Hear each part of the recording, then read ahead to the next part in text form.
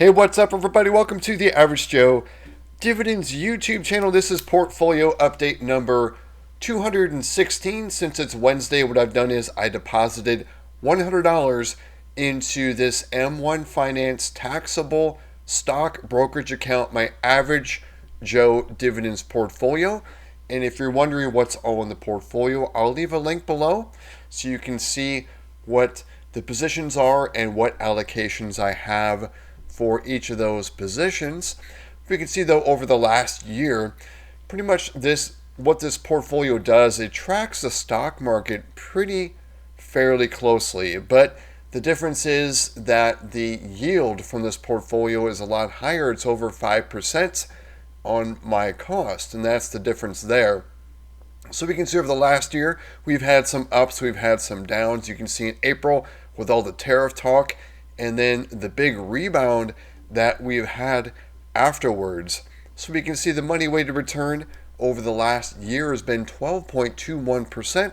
So pretty impressive, especially with that dividend yield in there. And I have a good mixture of stocks that pay a good dividend now at 5% or higher. I also have some that pay much lower than 1%. And the reason is I have a diversified portfolio of stocks that are going to grow their dividend over time. And some of them are going to grow their dividend at a double-digit clip, and some are going to be lower, like the 2%. So again, it's a good mix, at least I think so. So let's go into the activity log here. We will see what those buys were. And one of the buys is going to be a dividend drip. This morning I woke up and got $4.28 from KKR. And what I do with most of the dividends, with the exception of SCHD and BST, is I drip those dividends right back into the stock that paid it. So we're going to see KKR's dividend go up for the next payment. And we'll see what that's going to be. And so we can see the 6 buys on Wednesdays. What I do is I pick 5 stocks and I put $20 into each of those. On the Monday video, what I do is I deposit $100, but I let Auto Invest work its magic. And with Auto Invest, the $100 will go into the underweighted portion of the portfolio. So I really don't know where it's going to go, because it's depending on what the stock market is doing, and it's kind of buying things on sale. At least that's why I'm using that on Mondays. It takes the emotion out of it, and I think it's done some good selections for me in the past. So we're going to go over these buys, and we're going to see the fractional shares that are purchased from these buys. We're going to see what the next dividends are going to be. We're also going to go over the historicals of this dividend portfolio. And first up is KKR. Again, this is a dividend drip. So the $4.28, that bought 0.03049 of a share of KKR. So a tiny sliver, but I think it will actually move the needle a little bit by a penny or two for the next dividend for KKR. KKR is one of those, it's more of a grower for stock appreciation and a pretty good dividend increase as well for KKR annually. So first up, and these are my selections. And of course, what I'm picking is not investment advice. I'm just choosing to add to these positions at this time.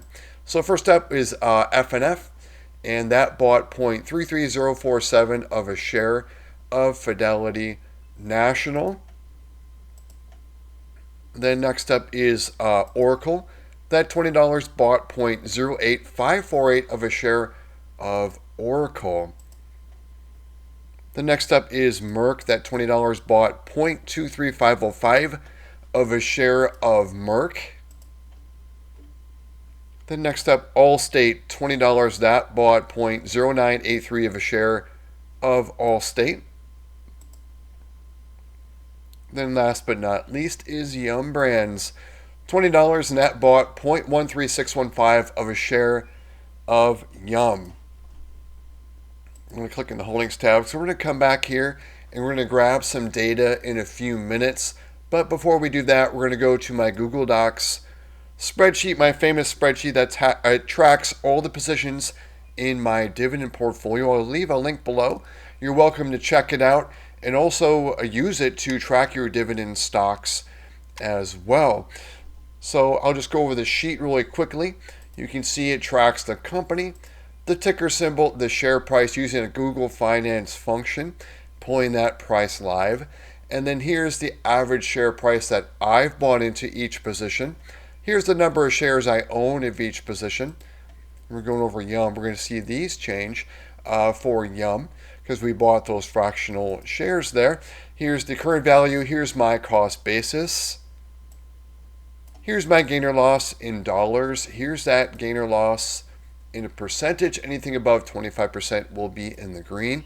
Here is the dividend, and this is going to be a quarterly dividend for Yum, with the exception of the two in blue, which are Realty Income and BST. Those are monthly payers. Here's the current yield that I bought into with Yum, that 1.94%. Here's the yield on my cost. And the yield on my cost is higher because I bought Yum brand for an average of 113.84. So it makes that yield actually higher. Here's the pay date. Everything on this sheet, it is arranged, is sorted rather, A to Z on the pay dates. And then we can see what the next dividend is going to be. And then here's the current dividend. I hard-coded these with, here's the 5 buys. You can see right here. And the next dividend is going to change for all these, including KKR. There's that dividend that just paid, that 428. I'm just going to highlight the August payers. And so far, these dividends have rolled in. We have 2 more left, and they're going to pay on the 30th. So Saturday morning, I'll wake up and get those dividends. But I've received 181.83 so far in dividends in August. And you can see the big one right there. BST, I'm going to get over $500 there to round out my dividends there. And we can see here's the total dividends that have paid for each of these positions. And it shows a historical, like for Yum Brands, first dividend was $1.68. And then the prior dividend was $8.04. And then the next dividend, well, it's going to change. It would have been $8.37, but it's going to go up now. It's going to likely be over $8.40. We can see the last increase in February with Yum Brands was 6%. So when you look at dividend stocks, of course, you want to look at a dividend-paying stock that increases their dividend over time. And of course, I know that dividends, it's not free money, guys. It is a forced sale of the proceeds of the profits of a company is what you're kind of doing, is taking that in cash. But there are tax advantages to dividend paying stocks, especially if that's your primary source of income. You could quite nearly get your taxes to zero, especially if you live in a state that doesn't have state income taxes and the dividends are qualified. Of course, not all the dividends in my portfolio are qualified. Really, the monthly payers are the ones that are not, and that's BST and O. The rest are qualified dividends in the portfolio. So what we're going to do is we're going to grab that data from M1 after all of my rambling to cover the sheet. And we're going to see again the next dividends change for those positions where I bought the fractional shares, including KKR. It's going to probably go to 429, 430. We'll see. And then I also track the monthly, quarterly, and annual dividends of this portfolio. So this is like a monthly paycheck. This is every 3 months, quarterly, and this is like the annual paycheck. I know a lot of people will say, wow, this $307,000 dividend portfolio only pays an average of $1,000 per month. I could juice these dividends easily, put everything into BST, but then I'm not going to have those dividend increases because BST has not increased their dividend for a few years. I could throw it into a higher yielding stock like Verizon, then I would be stuck with 2% dividend increases. You can see though, the average though, the aggregate is going to be higher than 2% with this dividend portfolio. I want to outpace inflation. and I don't want to put all my eggs in one basket here as well. I can put everything in SCHD, but I want to have more exposure in tech. I've got Nvidia in here and some other growth stocks in here like Broadcom, which SCHD formerly had, and there's a few others. There's no REIT exposure in SCHD. There's no Oracle in there, which is more of a growth play as well. I could go on, but we're going to see those values change, like I said. So let's grab that data. Hopefully it imports in here a little bit better than it has been. Something changed in the format of M1. It was messing up my sheet. So we grabbed the data, grabbed everything from the name column, and really all I'm grabbing is the shares, the average price, and the cost basis, and that's going to import into my sheet. And I use VLOOKUPs on that. You can see the average VLOOKUP, the number of shares, VLOOKUP, and the cost basis. So those three columns are doing VLOOKUPs on the M1 data tab we're going to paste into. Do a paste special values only. And it should have automatically changed all that, and hopefully we have no errors on the sheet. And we're going to go over the new dividends for each of these positions. We can add 3 months to these, so this is going to kind of bolster the dividends in September, October, because these are going to be my September, October payers next. Like Yum Brands, it's going to be like September 7th, right around there. And then the end of September, FNF's going to pay. But let's go over these one by one, and we'll see even $20 deposits, into each of these can actually move the needle. And the point is to show these little incremental bumps over time are going to make a big difference. And this is why I do these videos, is to show these incremental differences. You can go back to my very first video and see where I started from as well.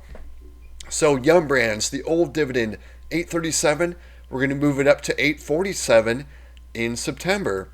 And then look at FNF, $14.64 now to $14.80. And then Allstate is going to move from now $6.81 to $6.91. Then Merck is going to move from $16.43 to $16.62. And the reason why some of these are in green is they've crossed the $10 threshold. So I have a rule in there to mark those in green. And we have some that are getting closer and closer to that $10 mark, with Oracle being one of them, moving from $8.69 to $8.73. You can notice some of these bumps are larger, some of them are smaller, and it has to do with the yield that we're buying into. Merck moved more because we're buying into a 3.83% dividend yield. And then Oracle didn't move as much because we bought into a 0.85% dividend yield. So we've covered those 5 buys. We've increased those next dividends. And then KKR moving from $4.28 to $4.29. And let's take a look at the difference now in the dividends that I've paid. The $181.83. The next dividends in November will be $183.66, and that's just a result of the dividend drips there. So let's take a look now at the monthly, quarterly, and annual.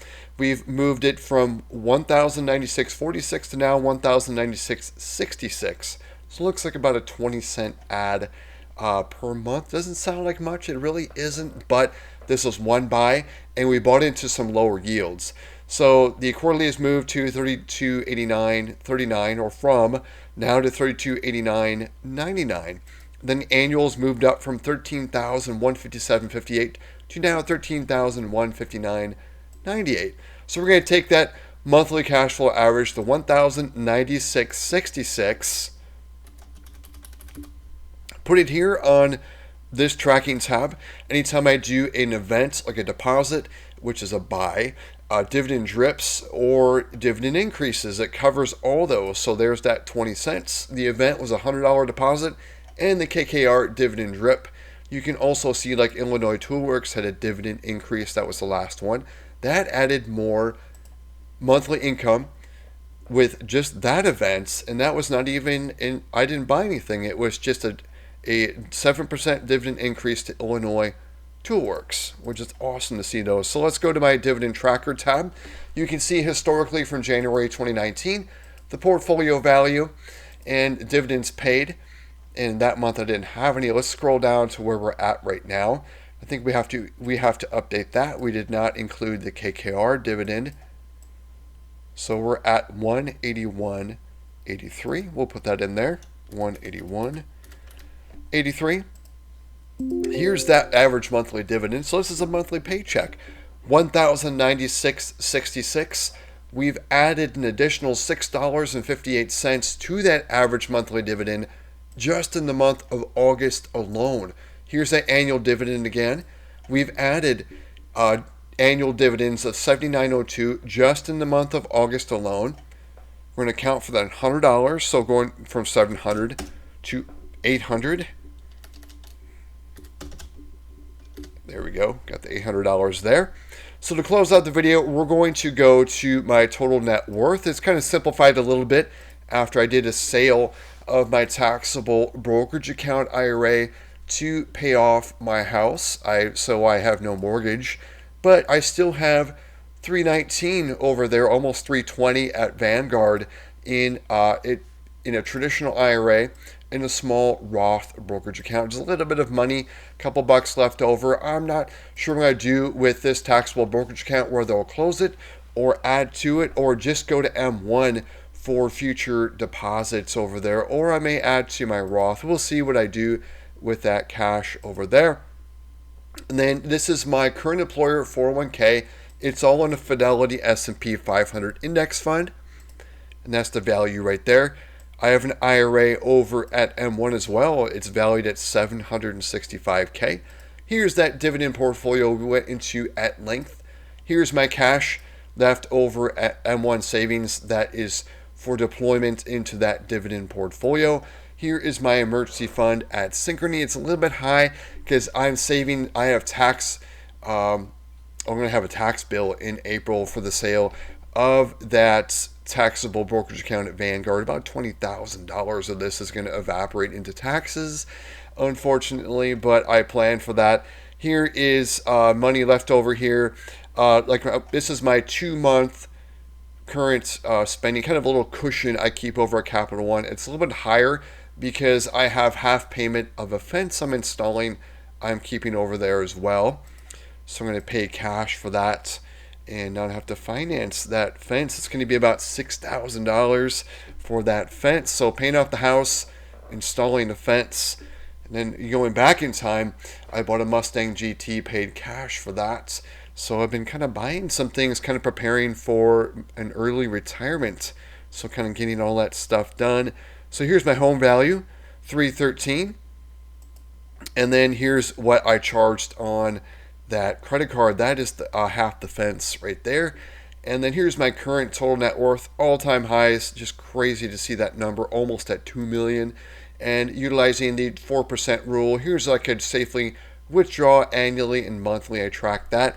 Here's my average monthly dividend if I decided to go the route of only spending dividends and interest in retirement, which is actually my plan. Here's the breakdown of my net worth. So that's all I had to show you guys for this video. And the course what I did was I bought, let's go back to the activity log. And there's the KKR, that's the drip. But I selected FNF, Oracle, Merck, Allstate, and Yum Brands. Let me know in the comments below what you guys think of these selections, as well as, just give me some comments, some feedback on the portfolio, and also what you guys are buying to close out the week. Thanks for sticking to the end of the video. If you got value from the video, please click the like button. Also subscribe so you do not miss future videos. Everyone, take care.